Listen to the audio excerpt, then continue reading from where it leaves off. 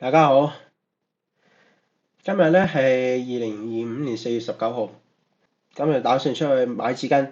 我平時咧就係喺山上面踩單車落嚟搭捷運嘅，又去左營嗰度買紙巾。去少港嘅車嚟咗啦，咁啱得咁巧俾我見到一個博愛座。博愛座咧冇人坐，阿伯又冇，阿婆又冇。如果佢哋叫我讓位，我可以讓嘅，但係我見到嘅博愛座一個人都冇。咁我當時就行過去坐啦，結果有個男人撞我，咁佢撞我就義不明，有可能佢唔俾我坐咯，咁我就走遠啲咯，走到距離博愛座一段距離嘅牆度挨住，個博愛就冇人坐啦，我就企喺度，撞我嗰個咧就係盯住我，咁即係點先？